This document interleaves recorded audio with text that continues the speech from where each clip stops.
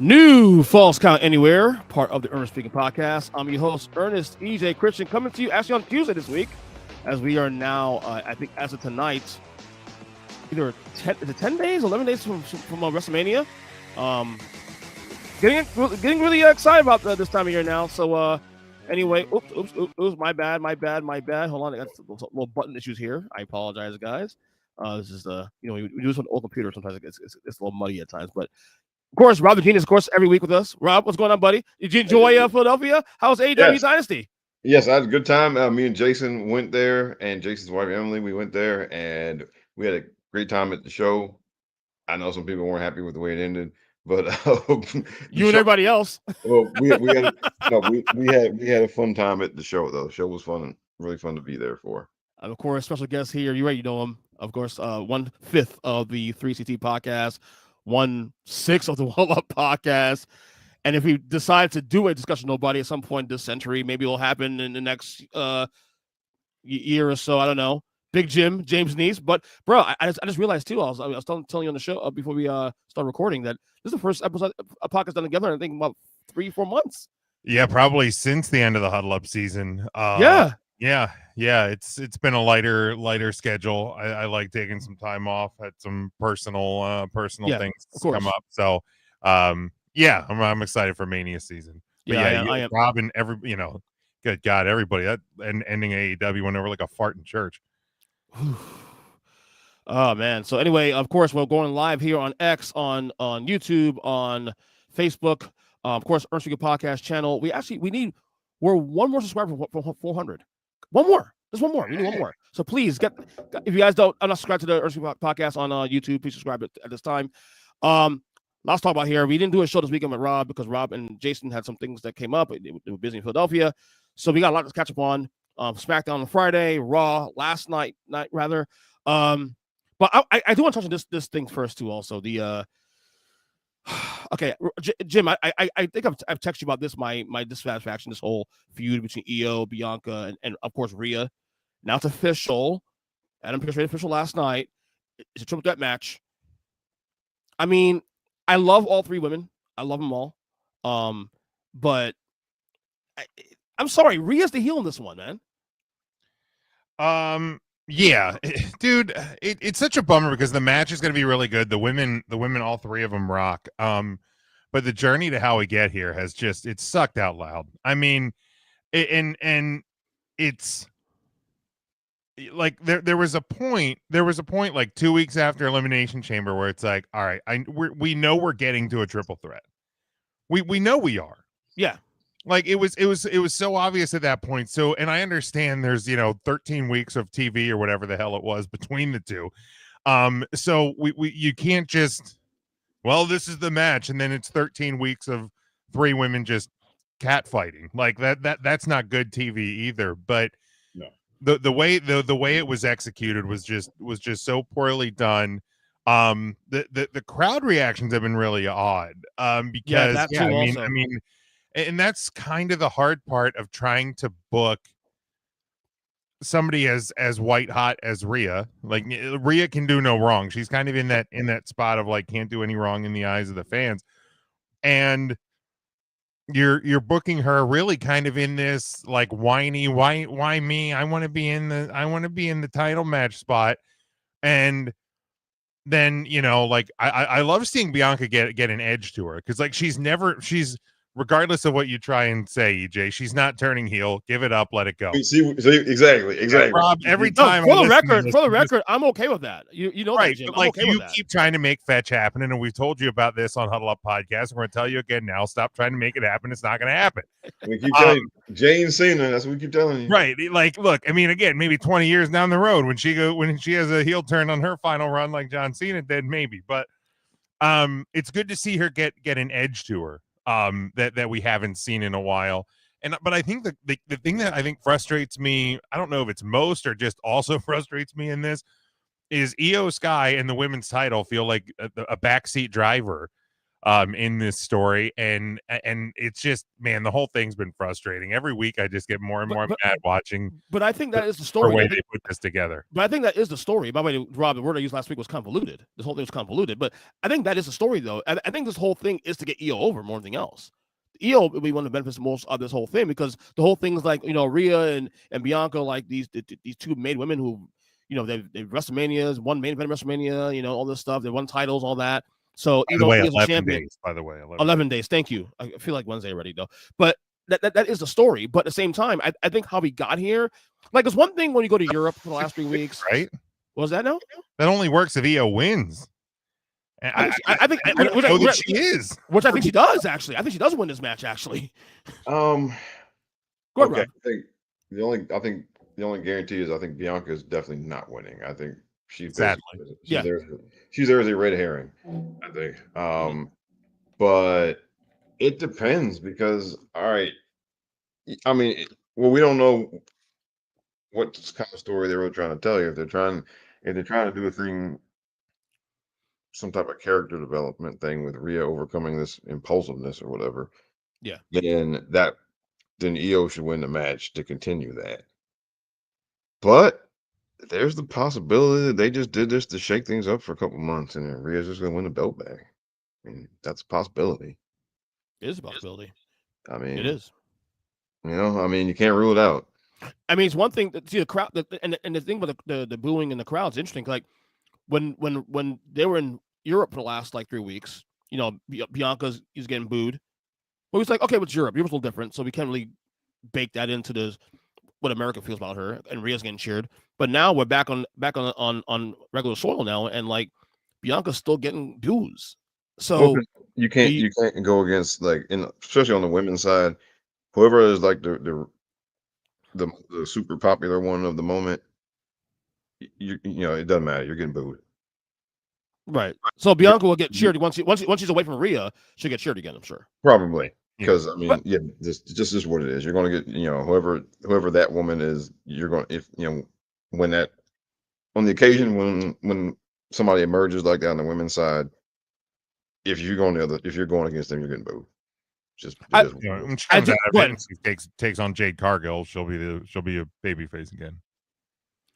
I mean, I do like, though, if you're not going to turn her heel, which I'm with you guys. I hope they don't turn her heel, but at least I like the fact they're actually tweaking her character a little more. She's no longer just baby face, Hulk Hogan, John Cena, type thing. And she's wearing black now, black lipstick, and a little edgier, a little more, no nonsense kind of thing. Kind of like an ass kicker, still a baby face, but still a face anyway, but not, not over the top anymore as she used to be. And I think there was, even up to 2 years ago, there was some wear and tear and some fatigue on Bianca a little bit. I mean, you start seeing in the crowds. So I think this little tweak can help a little bit too going forward. But again, I love Rhea. I mean, Jim and I send texts to her all the time about Rhea, how much we love her. But to me, it's what did she do to deserve to get the spot? To me, it's she lost the match clean on Raw, over a month ago, and then she's been nothing but whining this whole situation. By the way, I love that line Bianca put yesterday during the contract signing, where she goes we had nothing to talk. Just sign the damn contract and let's go. So whining. Yeah. Love that, because you know what? I felt that. Yeah, it's she's fed up with it. I think a lot of us are fed up with it, at least the journey we've gotten to get here. Yeah. And just let's sign the contract. Let's get to, a week from Saturday or a week from Sunday, whichever night they put the match on, and let's go. Oh man, Devin fired shots at you. Devin, I haven't seen you about 3-4 months, and you're still ready talking shit. Jesus, dude. How you doing, Devin? Respectfully, how you doing, Devin? But yeah, I mean, I will say this much though. While I hate the build of this match, there's no question this will be a banger at WrestleMania. There's no question in the ring. Right. My question is because look, I think Iyo wins the match, and I think if Bianca and Rhea do feud beyond Mania, it doesn't need a title involved in that. I think these two can feud out the title, and you can carry that part even up to SummerSlam. So, do you think this is the way it goes, or what? I don't know. I think Bianca just goes back over to SmackDown because she still got business with Jade and Naomi over there. So, yeah, that's true. Which, by the way, and it's honestly, I'm going to be critical of Triple H for a minute here. Just the way he's booked this women's stuff going into WrestleMania is basically they get there, they do the match, and then it's over. Like, Bayley and Iyo last year didn't continue after WrestleMania. Becky and Rhea didn't continue after WrestleMania. The year before that, Charlotte and Rhea didn't continue after WrestleMania, and I think Asuka and Bianca, they picked back up like a month later. So it wouldn't surprise me if they do the match and then because if Bianca comes over to Raw to feud with Rhea, then because they keep the married folk together, then you got to bring the Street Profits over to Raw. There's a draft coming up at the Mania, right, this year? I don't know. I have not heard anything. No, because I think the draft was in like September. Well, because they did a transfer portal, so they moved a bunch of people. Yeah. Right. Okay. So they're gonna call some people up from NXT, and that might be it, really. So what you're saying is that Triple H on the women's side has not really have that melded storylines in the way they do the men's side, where they take a storyline and kind of like kind of like a handoff. They don't do that well. Well, no. I mean that's something they need to work on. But no, I look. I'm glad. Look, no one's surprised we got here. It's just it didn't make. I know why they did it. They need to fill time. I mean, the gap between Elimination Chamber and WrestleMania this year, extra 2 weeks of waiting time. I get it. You got to fill more TV time.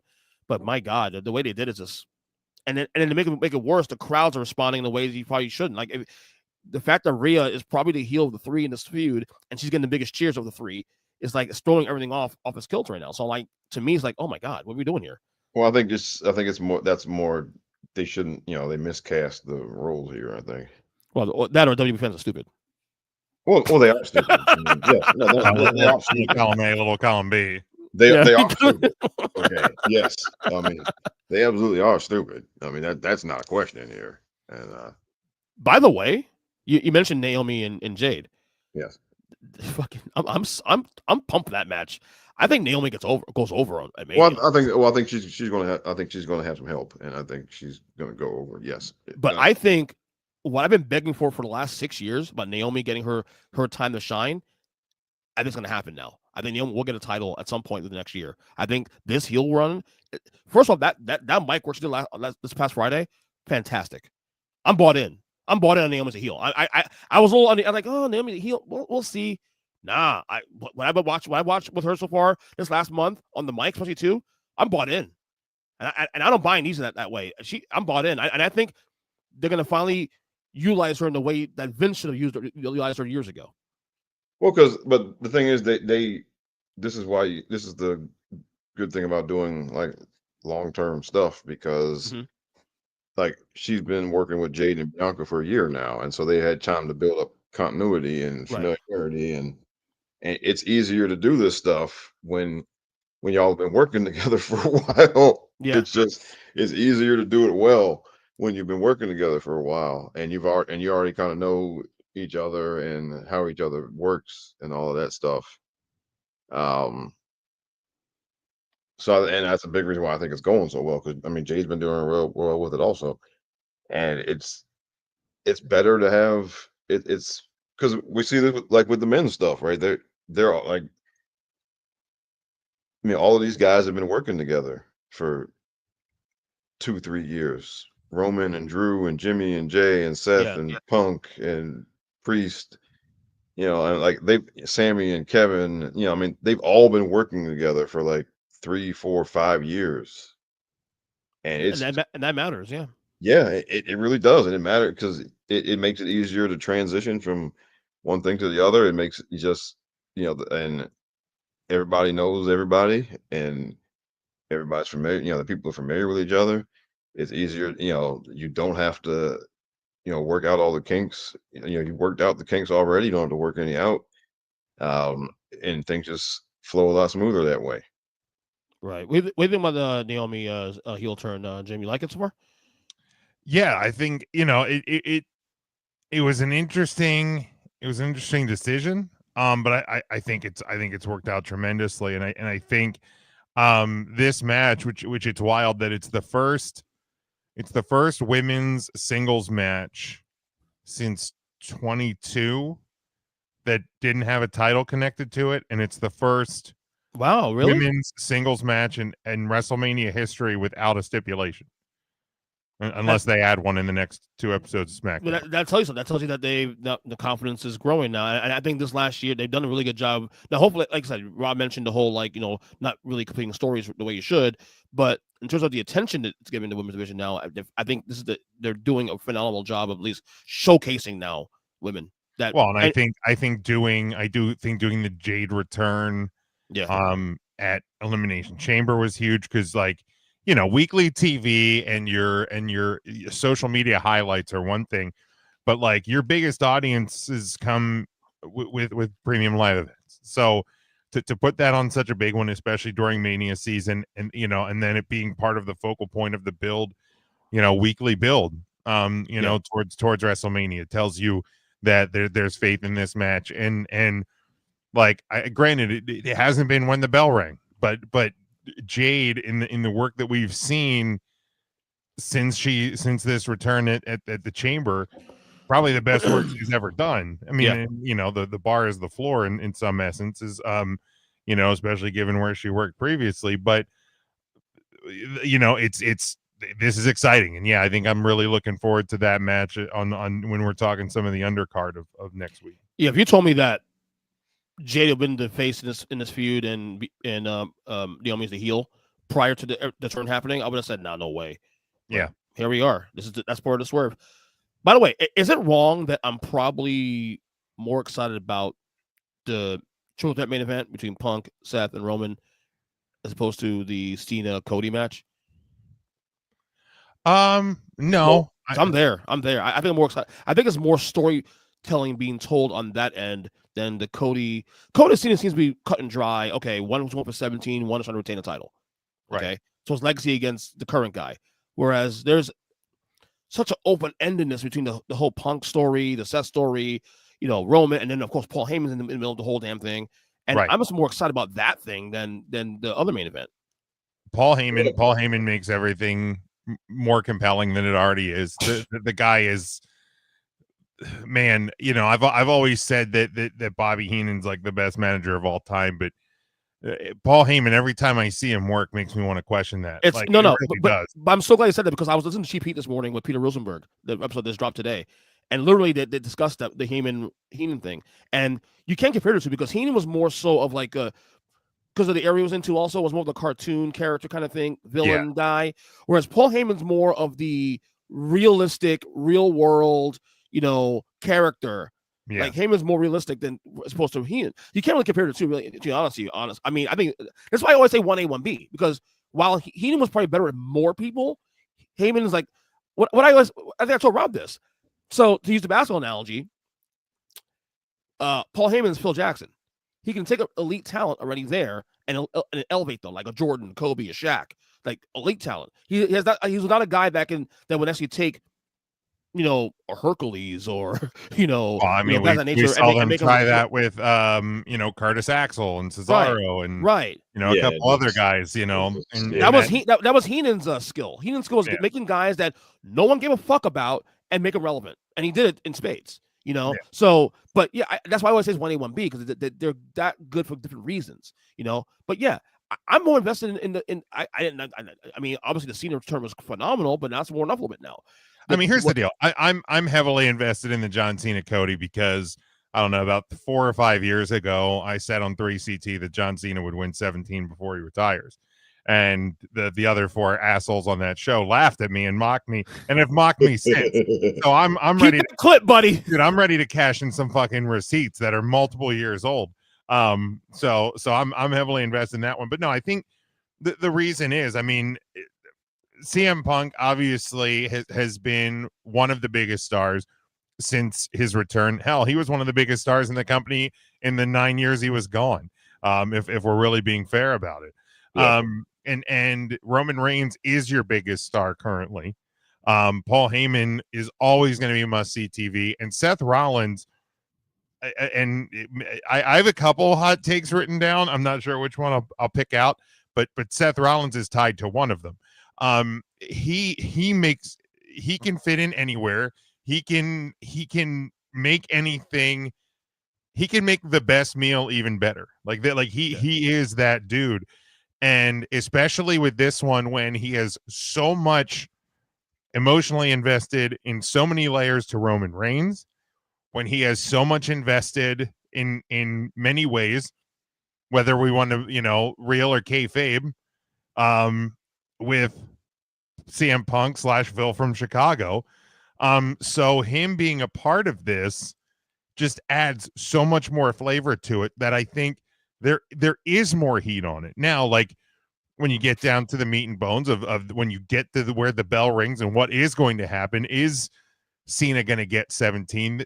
That is dramatic, and that is a lot of that is an important moment. But there's so much more story to the triple threat. Go ahead, Rob. Yeah, and I think again this goes back to history, right? Cena, I'm not saying Seth, Roman, and Punk have over a decade of history. Yeah. And that's informed this whole run up to this match. It's not like, whereas I mean, the Cena and Cody again, it's kind of they started from zero basically with the turn, and so they've had to they've had to try to make something of that over, and they've done a good job of it, I think. But I mean, again, Roman, Seth, and CM Punk go back to they got history back to 2012 because Punk brought in the Shield. I didn't know that actually.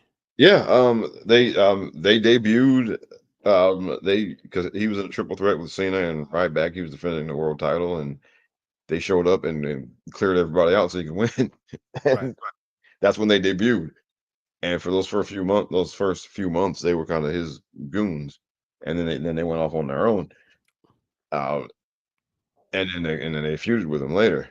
So, and then of course 13 years. My God, 13 years later, and you still have that tied. Wow. Yeah, and then like Seth, legit doesn't like him. Like away from kayfabe, Seth has been pretty, vocal about just not caring for Phil from Chicago. Not many do, to be honest with you. So, well, I mean, he's one of those people. If you're one of his guys, it's great, and if you're not, then it's not. It's not. And Roman's not too high on him either because he said some stuff about Roman on the podcast, and then a bunch of the IWC, a lot of them jumped on and made a thing out of for many years. So Roman, and he's not Roman's favorite person either in real life. So they have real life and kayfabe history going back 12 years. Of course. And that's informed all of this. And so, and that makes the promos that much more real because, and so, yeah, I think that's why it feels like more just a natural thing. Right. Than, Cena and Cody does. Right. So Punk, revealed his favor on SmackDown on Friday. That he wants his best friend, Paul Heyman, to be in his corner. Of course, Roman, cocky ass Roman's like, that's what it is. And, of course, GTS later and all that stuff. And then we watched Raw yesterday, and now Seth wants a favor now. Like, I think Seth Rollins is the biggest wild card in his entire feud. The biggest wild card. And I've been saying for weeks now, because I think I asked Rob last week on the show. Like, Seth is the most emotional one, like warning Roman about like this guy's toxic, he should not be here, this kind of thing, and you can't allow him in this situation, this and that. Now he's here, now he's doing this. And I think one of the best parts about this feud I love is when I watch him in the ring talk about this stuff. Watching Seth Rollins, well, Paul Heyman first off, Paul Heyman's facial expressions, 10 out of 10. He sells it so well.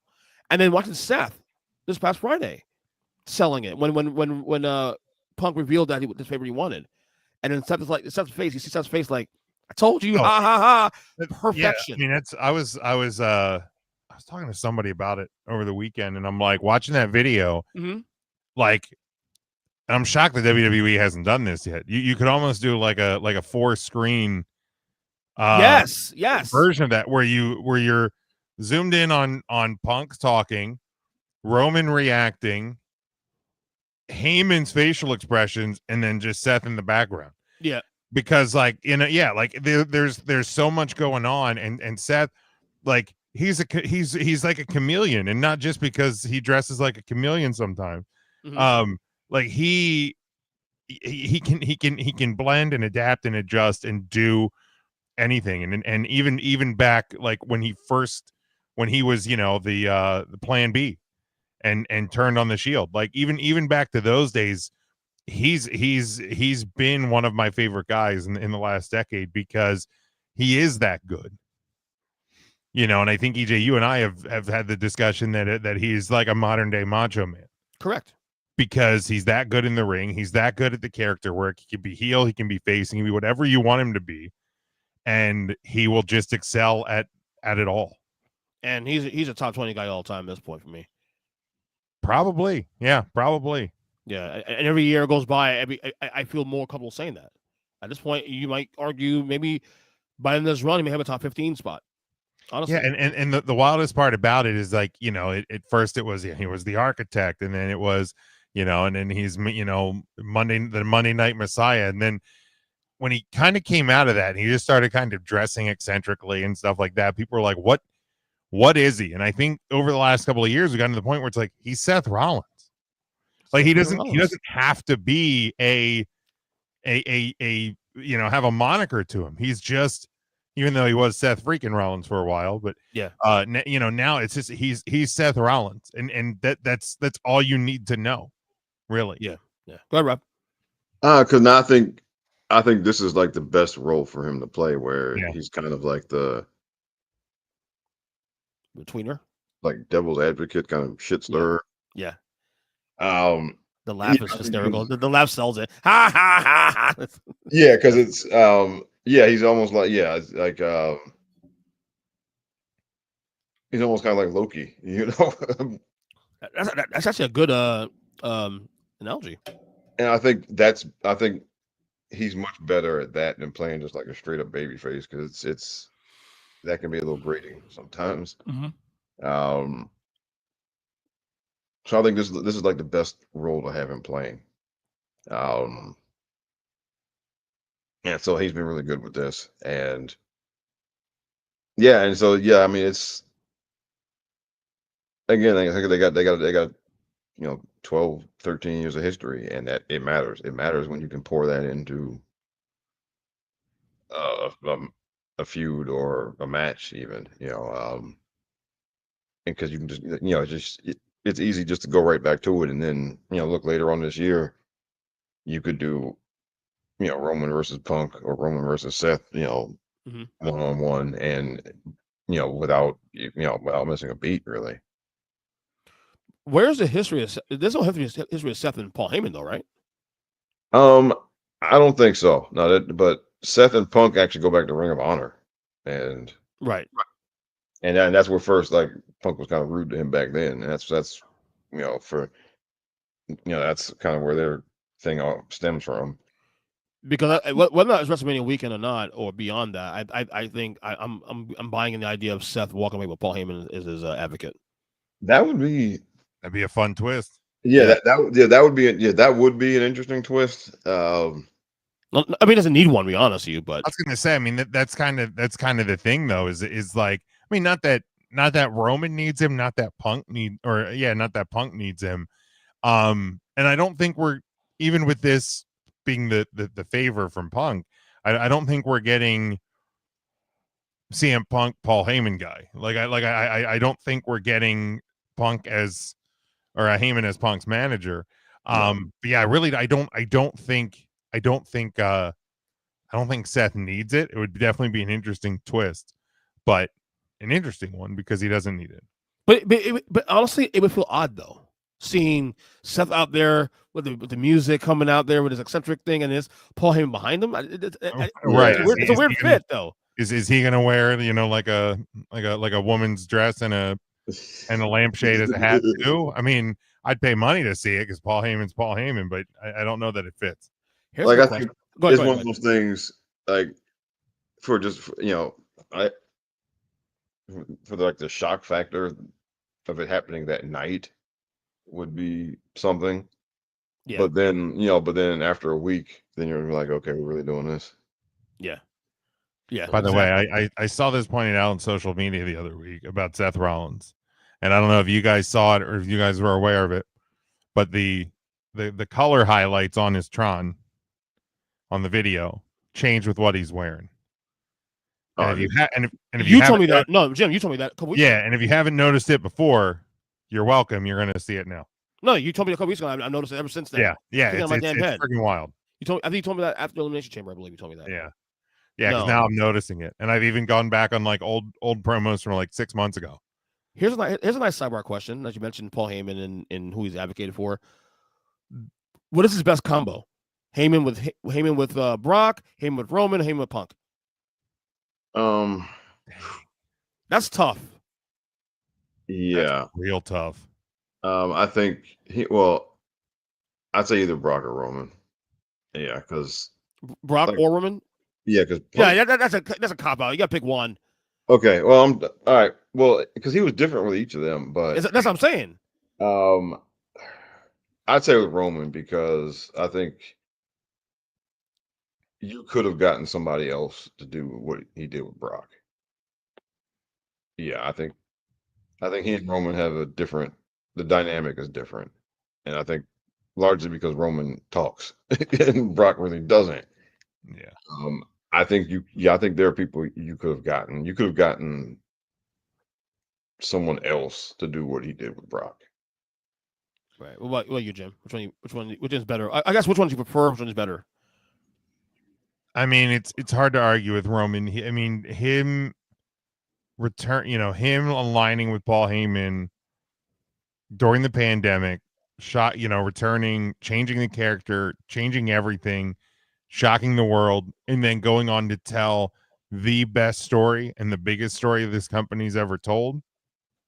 It's hard to vote against that. I mean, I know he was with Heyman when Brock broke the Undertaker's streak, but again, Brock could have done that without Heyman. Yeah. And it would have still been believable, but I don't think you get the bloodline and the 5-year story that's still being told. Yep.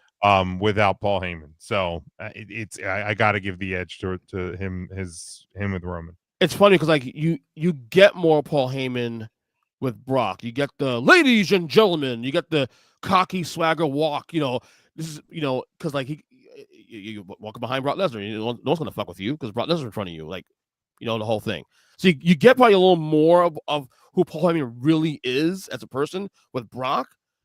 But I'm more impressed with the Roman stuff because he is playing a humbled character. He's playing basically worships the guy, and the way he sells it on TV, like he'll sit there and just gaze at the guy while Roman's doing all his little fingers in the air, walking down the crowd, and he's just watching him. And when you get emotional swings, and you get the investment in a way. So I think while I prefer the Brock character because I like that Paul Heyman, I love the whole like my name is Paul Heyman, that whole thing, that whole spiel.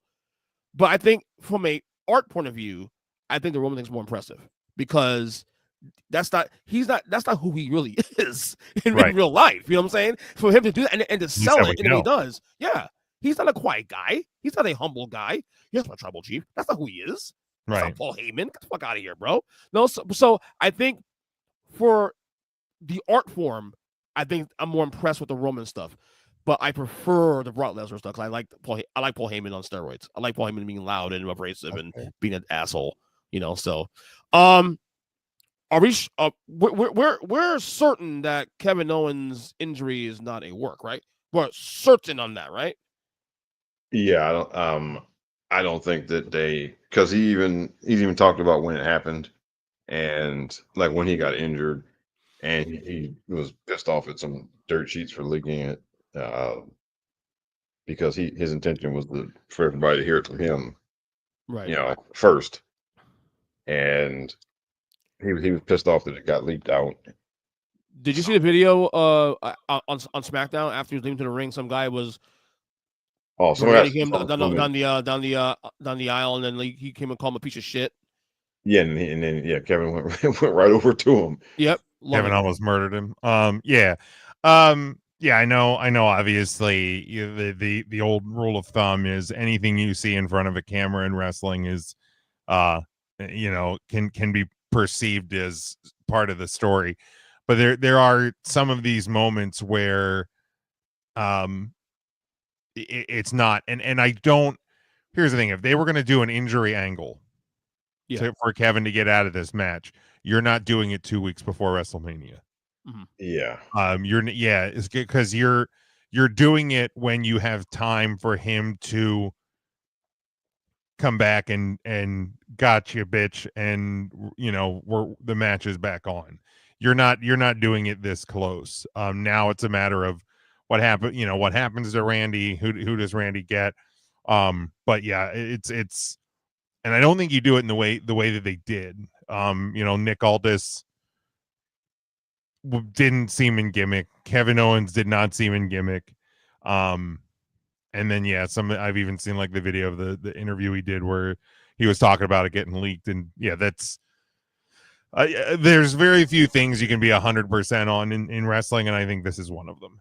Yeah, my first instinct was because I didn't see it live. I saw SmackDown the day after. I watched the highlights, and I'm thinking, my first assumption is like, okay, this is definitely, this is not real. Like, this is just part of the story. But then I'm like, I watch. I'm like, no, maybe it is. Maybe I don't know, man. So what does Randy do now? Because Randy Orton is 2 weeks away, and now he has nothing to do now. I was thinking maybe you pulled the whole Ultra Hockey Top Man thing. Maybe like bring out someone to come out for SummerSlam. Come out. There's an open challenge. My first thought is this where we actually get a Nick Aldis match? Because I know there's been some buzz about whether or not we're ever actually going to see him in a WWE ring. Right. And then of course Orton gave him the RKO, but I think this could be a spot for Sami Zayn, who we haven't seen for a while. It could potentially be, and I know I'll give credit to Tim on 3CT with this one, because I asked him on Friday night, I said, do we get an Aldis match? He goes, probably not. This could be a spot where Randy Orton comes out and does the look, I wanted a Mania match. I don't care who it is, who's back there, who wants it. And we get the returning Aleister Black. Aha. So it'd be a cool moment, cool surprise. And then because we know he is coming back, it's a matter of when, not if. So, could have potentially been more of a post-Mania thing, but, sometimes you have to rewrite the story a little bit. Any shot he gets involved in the title match with Cody and Cena? He already has sort of, and he's already sort of like told, no, obviously nice guys in, both baby faces, that I want to shot that title after you're done with this. Yeah, I don't, with the way that this story's been told, I don't think you're touching that one. I don't think you're adding anything to it. Especially when you already have 2 triple threats, a 4-man match. Like, I don't think you add anything to that title match. Rob, what do you think about Randy Orton? What should he do? Well, now it's funny because he would be a natural fit to put in the match because he has history with both of those guys. Sure. Right, he does. Really, that would be the easiest triple threat match to book like ever because right, he's got a long history with both of those guys.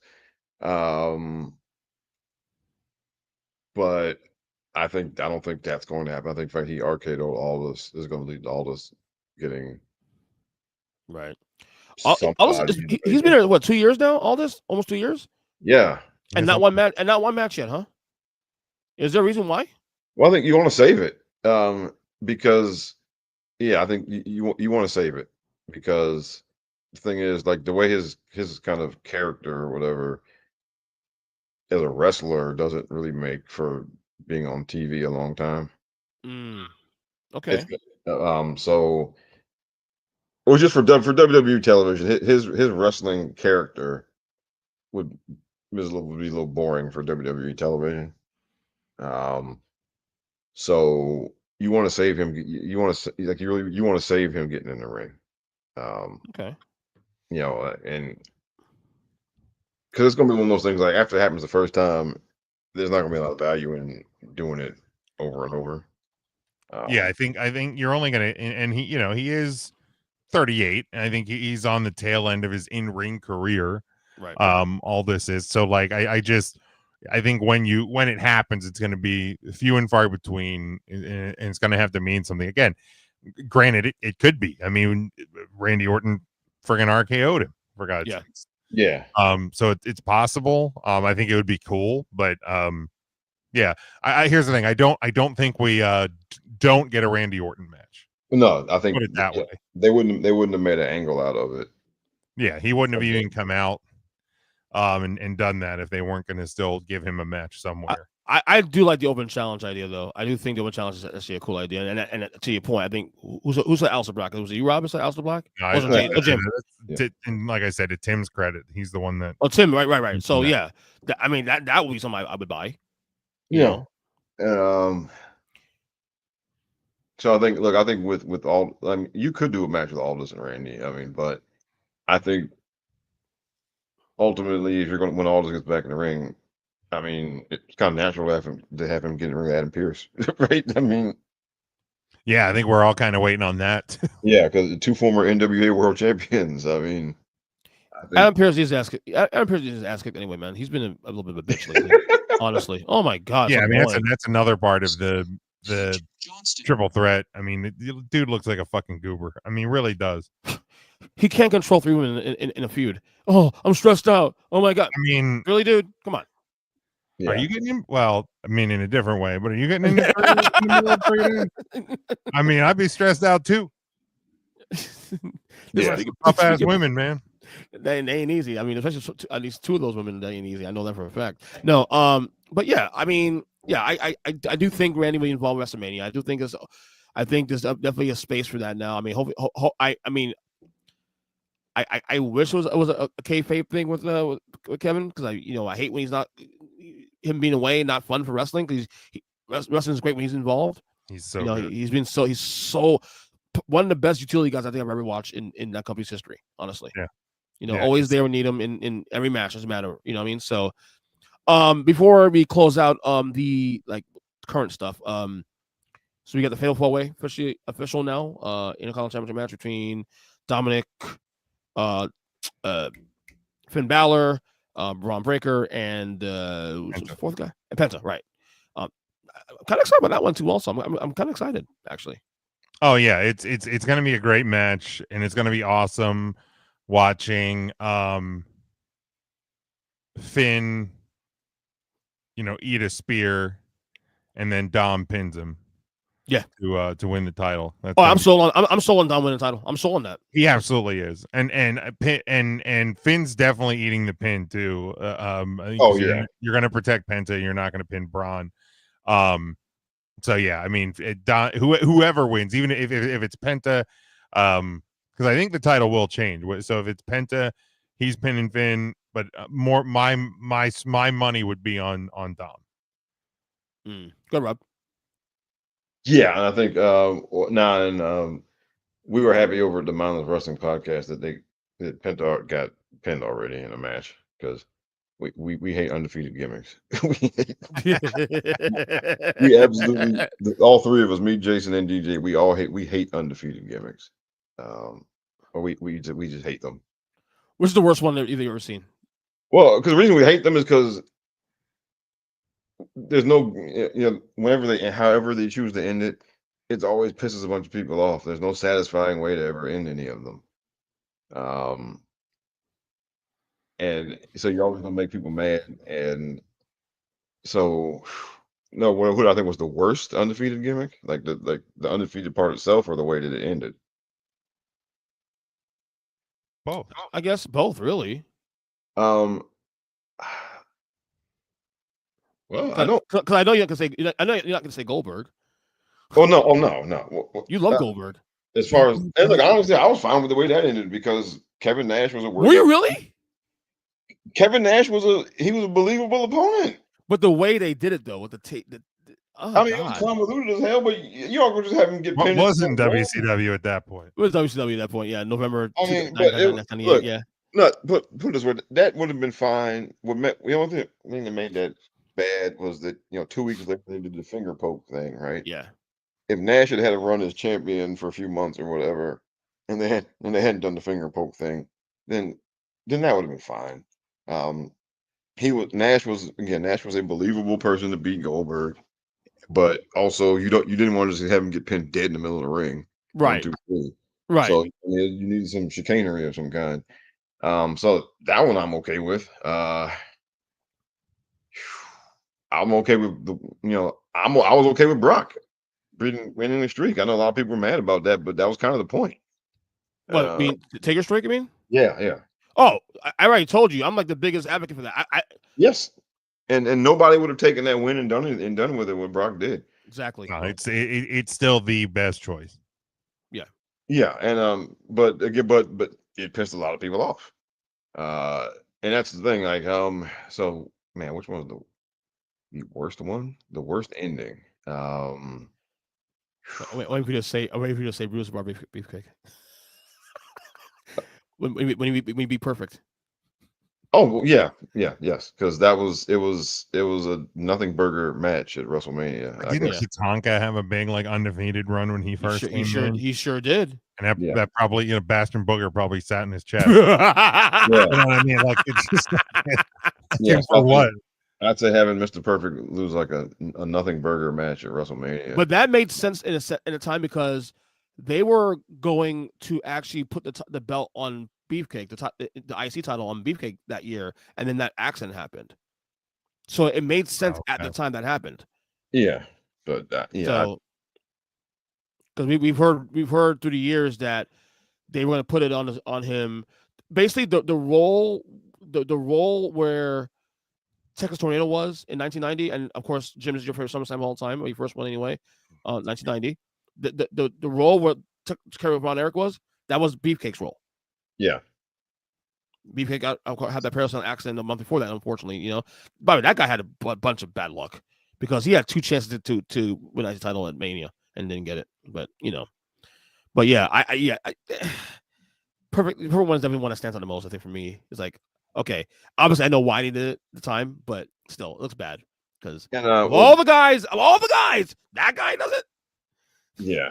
And again, it wasn't even an important match at WrestleMania. It was just like a nothing burger match. Yeah, because Hogan and Warrior stole all the oxygen in the room. You know that. Well, but it wasn't. But even despite that, it was a British Bulldog versus Warlord. Like like you know what I mean? Like it just nothing. Yeah. And so maybe that one. Bianca was undefeated in NXT for a while, and I don't think it ended on any type of remarkable kind of note. Mm-hmm. It's just we'd rather them not do it because it always makes people mad when even if it makes sense, it always makes a bunch of people mad. The only good way like to end it is almost something like when Asuka had the record setting title reign and she just forfeits a belt because she went up the main roster. Like NXT, then she didn't have to lose, but even then it's like, well, nobody beat her, didn't put anybody over, but like she didn't get egg on her face at least. Mm-hmm. Makes sense. So you guys know I love doing anniversaries on this podcast. Well, this year is actually the 20-year anniversary of WrestleMania 21, which of course took place April 3rd, 2005. The attendance there was 20,193 at the Staples Center in LA. The buy rate was 1,090,000. Tagline: WrestleMania goes Hollywood. So I actually watched this entire WrestleMania for the first time ever about 2 weeks ago. And I got to tell you, easily top 10 WrestleMania of all time. Easily. Like watchability wise and match quality wise. And I've been trying to go through these WrestleManias recently. There's a bunch of them in the middle I have not watched completely. Obviously, the main stuff I've watched, but like all the lower card stuff. This is easily a top 10 for me.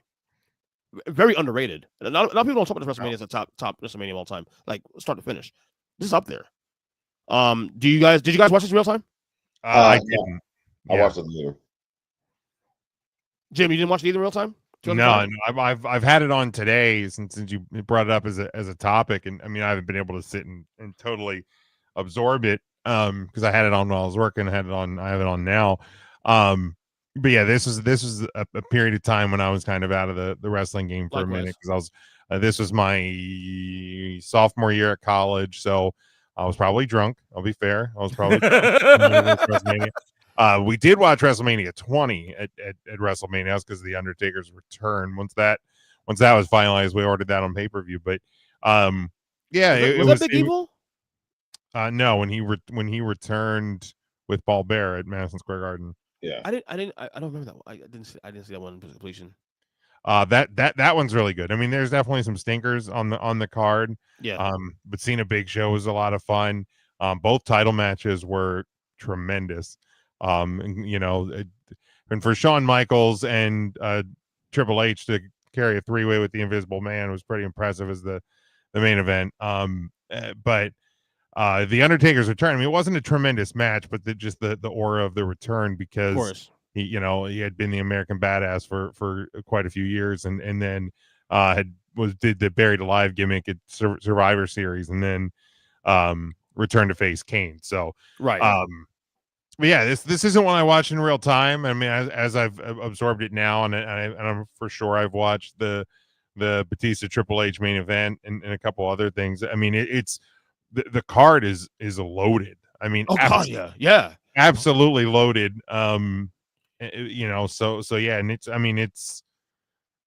it's a great card when Booker T wins a battle royal on the fucking pre-show. Booker T, who's red hot at this point too, by the way, and eliminating Chris Masters, but I know he never really panned out to be what everybody thought he was going to be. But I mean, that was kind of like, the modern day Lex Luger when he came in. Yeah.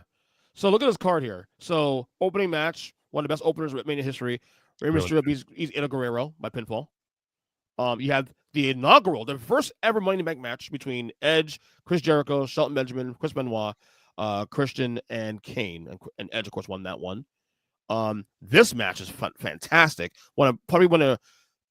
Given, and I say underrated because, given his career, he's had so many great matches in WrestleMania. But Taker being Randy Orton, one of the underrated main matches of all time. I think that was the match that really established Randy Orton as a singles guy. Correct. Yeah. Trish Stratus defeated Christy Hemme for the Women's Championship. This match, of course, I know DJ on the Manager's podcast always talk about this being his favorite Mania Shawn Michaels match. Kurt Angle beat Shawn Michaels by submission. One of Shawn Michaels' underrated matches but also given the fact that he's had phenomenal matches himself. Now the Sumo match was shit. This is the throwaway. Oh yeah, I mean, this is the throwaway. It was Akabono beat Big Show. Yeah. Okay, so you have one shit. That's the only shitty thing on the whole entire card. And then of course Cena beats JBL. The launch of Cena's ascent to the top. And of course, Batista mentioned earlier, Jim Batista beats Triple H. So dude, I don't know if you guys watched this in not obviously not in real time, but since then, would you put this in top third of Manias? Top third, absolutely. It's definitely one of the most influential ones because you had the first ever Money in the Bank match, and you had Cena and Batista winning their first world titles and starting their run. So this is definitely one of the most important WrestleManias. Inflection points. Yeah. Probably top third, sure. I'd have to sit down and really think about it. You know me, I gotta come up with some wacky point system. Yeah. I read your blog, buddy. You know that I read your blog. Yes. Okay. Yes. I have to come up with some type of wacky point system to figure out, whether to be in the top 10 or not. But match quality wise, I to me, I have to watch the probably from 23 through 34 before not even that, because I did watch 32 to 34 recently, and those are pretty good also too. I honestly, in terms of match quality, this might be top 5 for me. I'm not even joking. Wow. It'd be hard for me to rank it that high just because, this is probably one of the few times I've ever actually gone through it, and I'm not just sitting and absorbing it either. But I mean, looking at the card and what I've seen so far just today, even, it's probably in the top half. I mean, there's definitely a lot of worse Manias. Oh yeah. I mean, hell, in the first 10, if you're actually talking full show quality, there's a lot of stink in the first 10 WrestleManias. Oh yeah.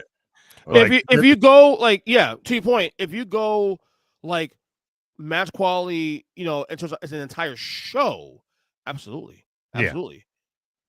Obviously, certain matches carry it. Like obviously, sure. 6 Warrior Hogan carries 6, and Savage Warrior carries 7. Brett and Piper at 8. Mm-hmm. There's certainly matches along the way in those first 10, but as a card, because over on Take 3, we're doing a thing where we build like a fantasy Mania card using, like we did the first week we did in Manias 1 through 10, and you can only use a wrestler one time. And we did that 2 weeks ago on this show, actually. Yeah. We did differently though. And like we each built our own. So like we didn't do it like draft style, like you guys did, but like we just built our own and then we just reveal them. But like, holy hell! And I think for for Manias 1 through 10, I think we did a 7-match card, and after about like 4 or 5 matches, getting those last 2 or 3 spots was fucking tough. Wait. Let me ask. Did anybody pick Twin Towers as the Rockers? Anybody? No. Damn it! What? Wait. They might pick a Rousey match. The Bulls mix as the Heart Foundation.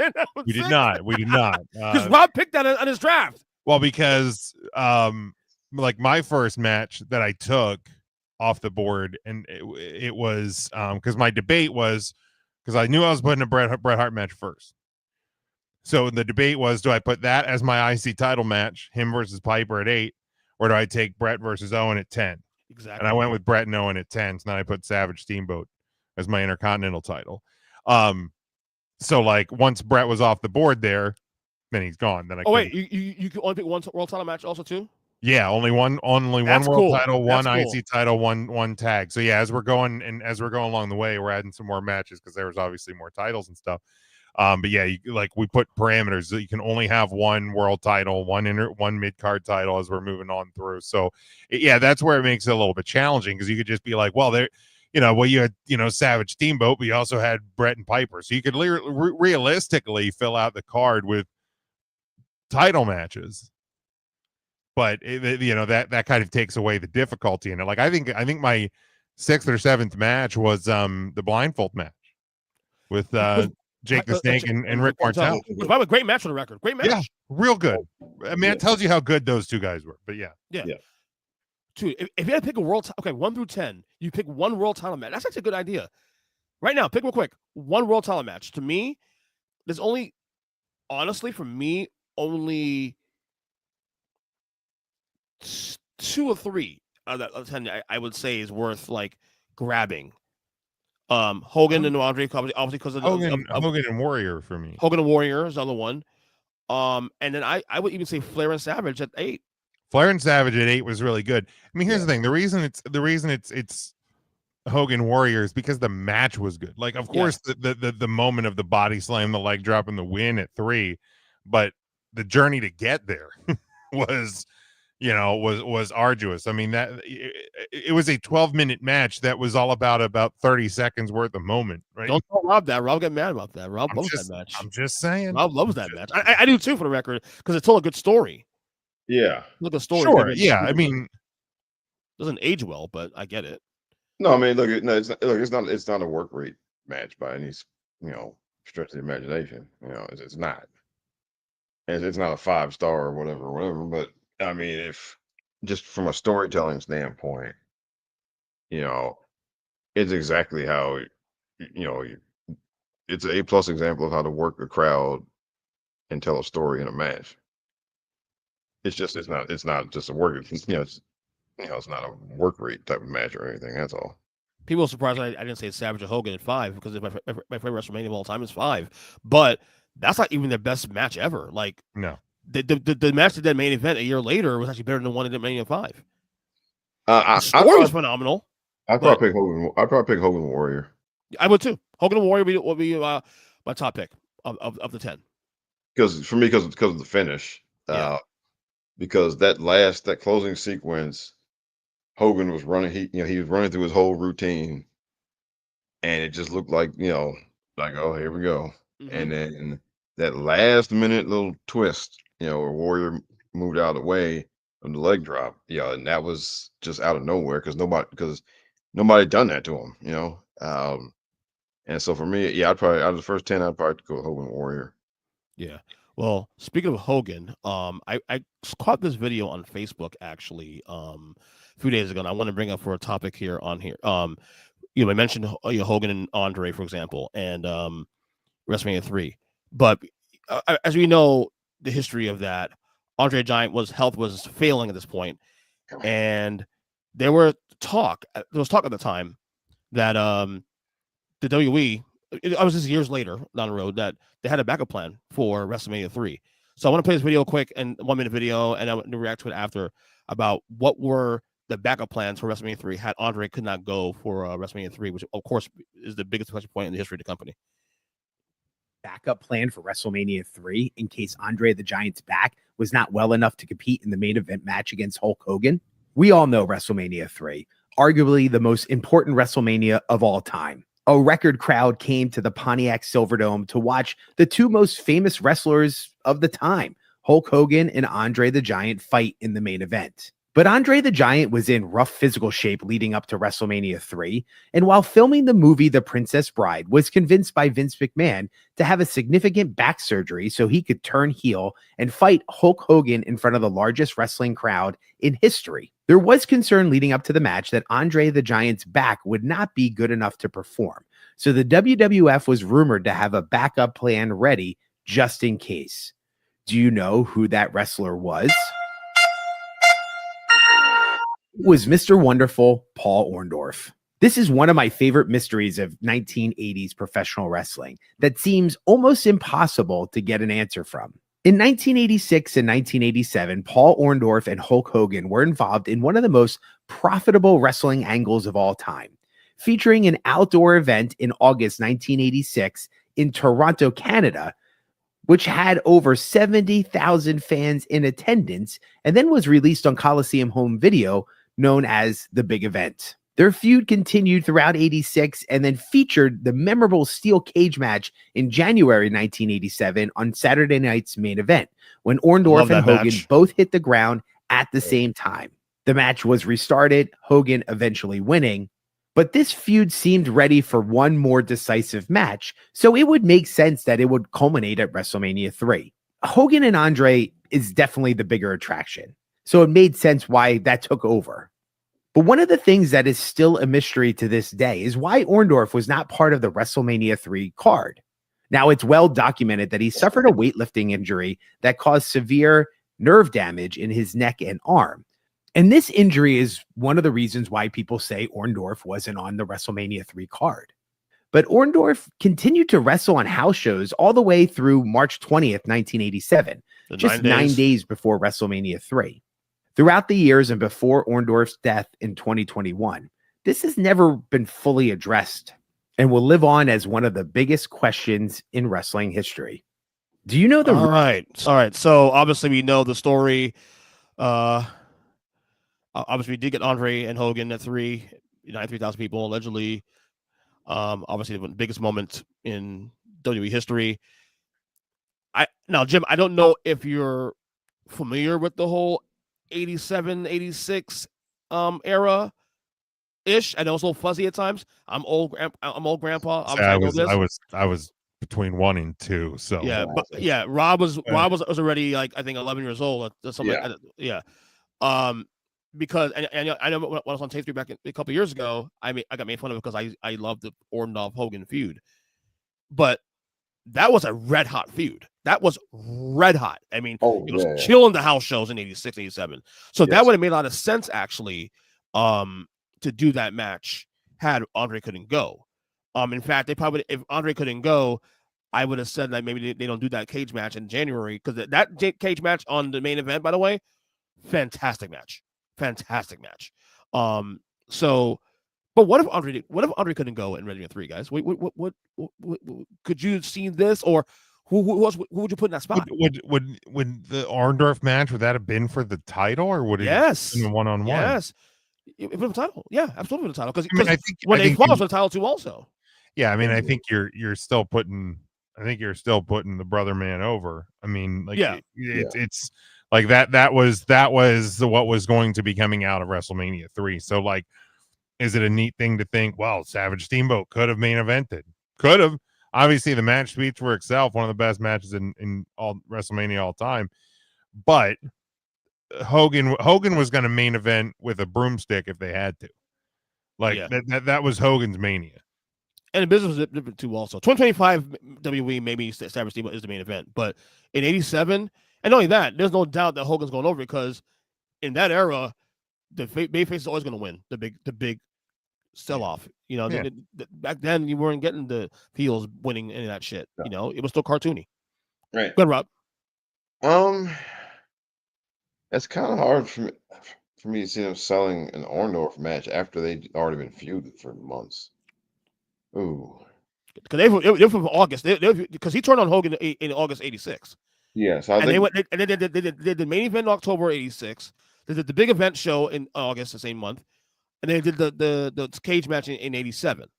And then Hogan on return. Yeah, I think it depends on how long they had to build, right? It's, you know, like, because if you knew early on that Andre just was not going to be able to go, then you booked the show differently.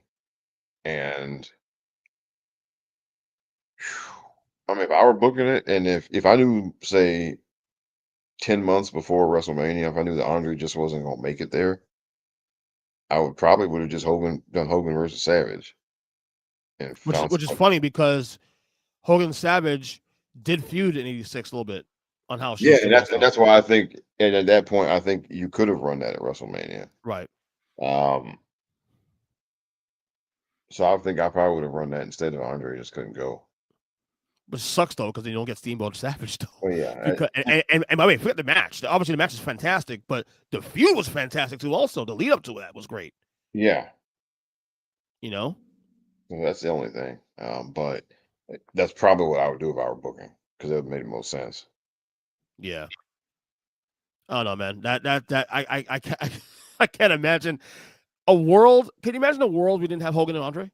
I mean, I can't imagine that. Yeah, Given how the bigness of that. Look, we still talk about it today, almost 40 years later. Yeah, and that image of him slamming Andre is still one of the, it's the lead off to the whole. To this day, it's the lead off to the whole package. Yeah, yeah, and it's part of the reason. I mean, the birth of Hulkamania. We can, I know how we all feel about Terry. Oh, know. But I mean, we're not here if it's not for Hulkamania. You don't get the Monday Night Wars without Hulk Hogan. Yeah.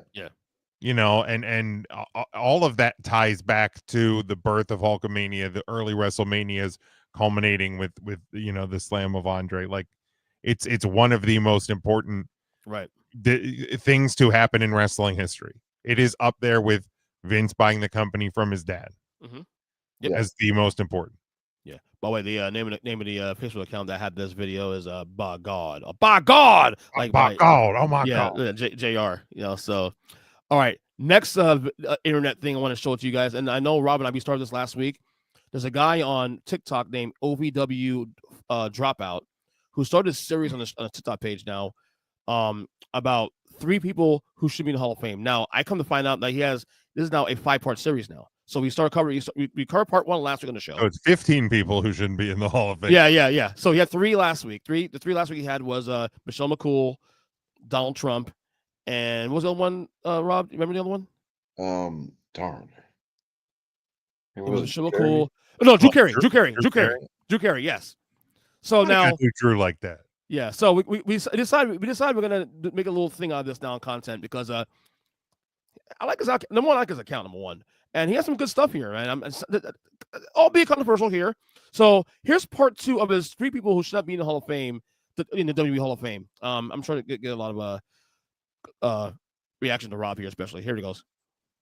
I'm gonna put it on here. WWE Hall of Fame, part 2 in 60 seconds or less. Number 3 is going to be controversial. Again, if you don't like any of these, then I just don't give a. All right, let's get to it. Number one is not necessarily one person, but an entire group, and that is the celebrity wing of the Hall of Fame. I'm not a fan of adding celebrities to a wrestling Hall of Fame, so you can get rid of everybody. Drew Carey, Donald Trump, Andy Kaufman, Snoop Dogg, get rid of everybody. I don't care if they made an appearance at a wrestling show. I don't care if they hosted back-to-back WrestleManias. Just get rid of the entire wing. I want everything to be completely wrestling. Number two, it's Sunny.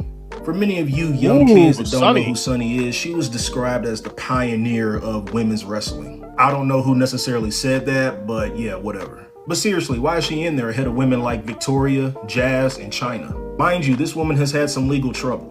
She's participated in some vegetable activity. I don't want to say the full thing because I don't want TikTok flagging my video for violations. For all the mature people on my page, you get what I'm trying to say. So with all the baggage in her personal and professional life, please somebody give me a legitimate reason why Chyna is not in the Hall of Fame. A legitimate reason, and don't tell me because Triple H is head of creative and he's married to Stephanie McMahon. That doesn't fly with me anymore. If they're too insecure to allow her into a wrestling Hall of Fame where she had a major impact, and that says a lot about them and not about her. Last but certainly not least, number three. Three is none other than the icon Sting. Now before you come for me, hear me out for just a second. Sting is considered a WCW legend, not WWE. I know WWE bought WCW in 2001, but that doesn't change the fact that I do not see Sting as a WWE guy. Sting has wrestled a total of 4 matches in his WWE career and has won, I think, maybe one of them. So you mean to tell me that's Hall of Fame worthy? If you want to induct him into the WCW Hall of Fame, I got you. If you want to induct him into the TNA Hall of Fame, I'm with you. If you want to induct him into the AEW Hall of Fame, I'm right there with you. But WWE doesn't make any sense. Make sure you like, share, and follow me for more wrestling content. All right. I do appreciate that he starts off by telling us that I'm going to be wrong about things, and I don't care if you tell me I'm wrong. That is a commitment to the bit. All right, let's move back quickly. Number one, he had the celebrity wing. Well, okay, I'll throw a flag on the celebrity wing. WrestleMania 1, what was the main event? Mr. T and Hogan versus Orndorff and Roddy. Right, and you had fucking Cyndi Lauper, and you had fucking Captain Lou Albano, and you had Liberace, and the first WrestleMania was highlighted by celebrities. Get the fuck out of here. Yes. Like, come on, man. You can't get mad at that. Like, come on. And I mean, here's the thing. Like, we'll go over each one, but and this, trust me, this isn't connected to my hot takes, but maybe it is one. There isn't anybody who should not be in the WWE Hall of Fame. Now, if you want to start making arguments about Victoria should be in there over Sunny, or the Demolition should be in there over Coco Beware, fine, I'll agree with you on probably a lot of those things. But it is a Hall of Fame that exists online of a scripted business where people fight in their underwear. I'm sorry. Anybody who you put in a Hall of Fame for professional wrestling, it's a sideshow. It's a circus show. Like, getting hot about somebody going into the Hall of Fame is silly. Well, if they inducted me into the Hall of Fame, that'd be a problem. Sure. Right. Well, what's the second name he had there? Second name was I forgot already. What the hell? Sunny. Sunny, right there. Here. Yeah. Sunny was an asset needed, especially at that period too. Also in that period, 13-year-old Jim would like to heartily disagree with Sunny should not be in the Hall of Fame, because she is in the Hall of Fame. At least that version of her. Rob, you have any problem with Sunny? I mean, just in hindsight, it hasn't gone well in hindsight. Right. But also, then again, at the same time, she didn't really have a long run either. Yeah. So I wouldn't have any problem taking her out. Right. No, but I mean, again, if you want to put Chyna in, you want to put Victoria in before her, absolutely. Like, they are certainly better wrestlers. Right. I don't think Sunny ever actually wrestled in WWE. Right. So yeah, you want to put others in it?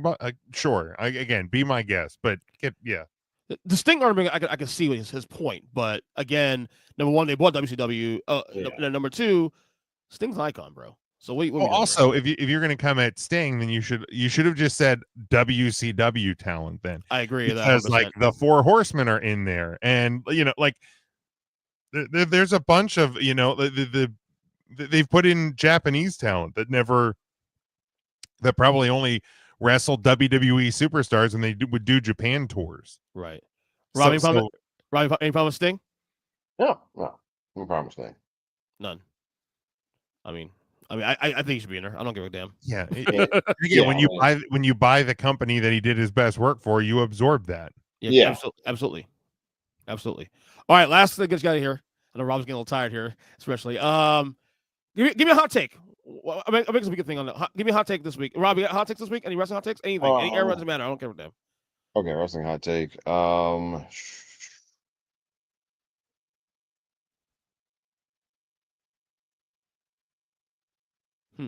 back to one night for WrestleMania. No, really? Oh man. Okay, I'm okay with that only if you don't do a fucking 7-hour show. You did like at 35. Oh no, that's what I mean. Yes, you keep it to tighten it up. 4.5 hours. Yeah, tighten it up because we're getting this year in particular we're getting all of these slapped together matches, and this. I mean, like the matches should all be good, but this year's turning into one of those. We got to get everybody on the show some kind of way. Right. Years. Right. Yeah, well, I think part of that too is the length of time between Chamber and it's the longest gap ever. Yeah, I think it was one of those things like, oh, we have time, and then all of a sudden it's like, fuck, we're 2 weeks out. Yeah. We gotta start getting matches on this card. We got 10 now for this one, so. But yeah, I was a big never go 2 nights with it guy. But I think it's presented some interesting opportunities for the Usos versus KO and Sammy to main event, Austin versus KO to main event.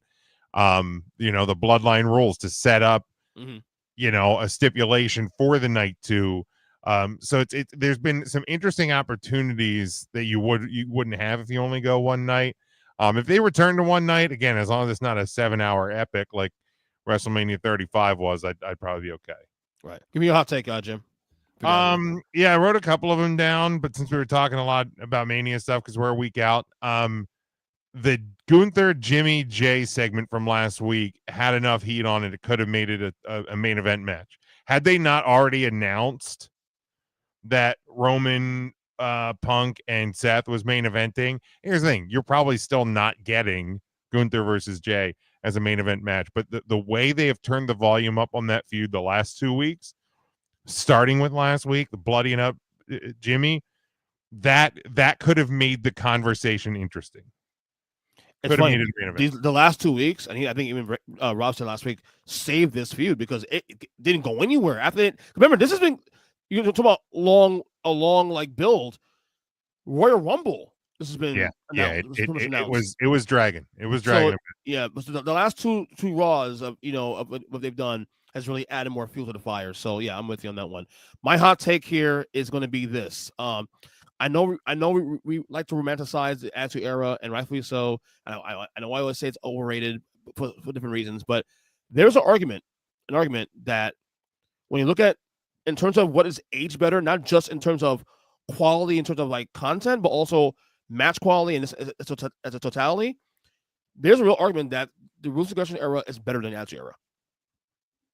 Maybe in ring, I don't think it's even. Oh yeah, right. It's not even close to the ring. Go ahead, Rob. But in terms of, I think, characters and stories, no.